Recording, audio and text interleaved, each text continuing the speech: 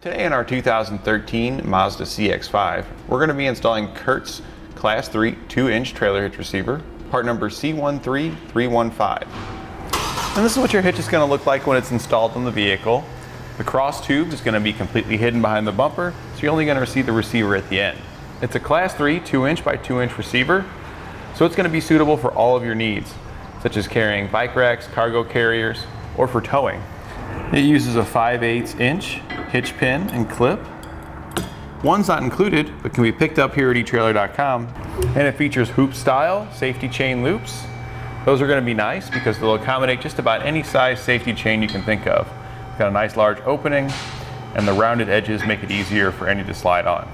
It features a 600-pound tongue weight, and that's the weight going down on top of the receiver, and a 4,000-pound gross towing capacity, and that's how much it can pull behind it. Now you do want to check your vehicle's owner's manual to ensure you're not exceeding its towing capacity. And now to help you when deciding on accessories, I've got some measurements for you. From the ground to the top inside edge of the receiving tube, it's going to measure about 12 3/4 inches. This is important when deciding if you need a high-low adapter for any of your accessories, or if you want to look to get a raised shank. And from the center of the hitch pin hole to the rear edge of the bumper, it's going to measure about 4 inches. This is important when deciding if any of your folding accessories will be able to be placed in the upright storage position. We'll begin our installation underneath the rear of the vehicle. Now if you have a plastic panel located here, you will need to remove that panel to install your hitch. Our vehicle doesn't have one, yours may not either. After you've got that panel removed, if it is equipped, we need to come to the side of the frame rail, and we'll need to remove the tape in these locations. Once you've got both of those pieces of tape removed, you'll also need to remove some of the coating that may be on it, the rubberized coating, as that may interfere with your hitch. So just scrape some of that off, just to make it a little more flush. That'll give you a much easier time putting your hitch up there. Once you've cleaned up all that area there, you'll remove your wiring clip here. You can use your trim panel tool to get behind it and just pop it out of there. You can also use a flat-bladed screwdriver. Once that's removed, you'll repeat the same process on the other side. Now we'll need to lower our exhaust a bit. Before you do that, you're going to want to put a strap up to make sure that it doesn't fall down. So we'll just run our bungee cord around it here. We'll use a little lubrication on our hangers to make them easier to come off. And we can just pry them off with a pry bar.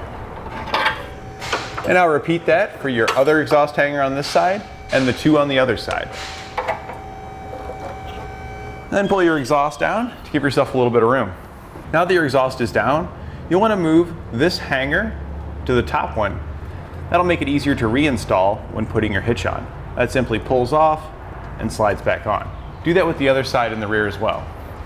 Now to make the installation easier, we're going to tape our flat washers on the inside edges of our hitch. We'll do that for each hole. There'll be a total of 4 washers. After you get it taped on there, it's not a bad idea to just poke a hole in the center to make your bolt easier to go through.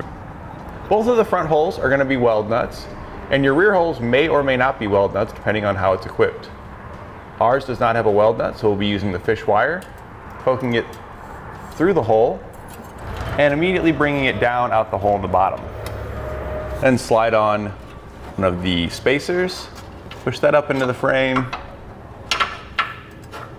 and thread your carriage bolt onto your fish wire.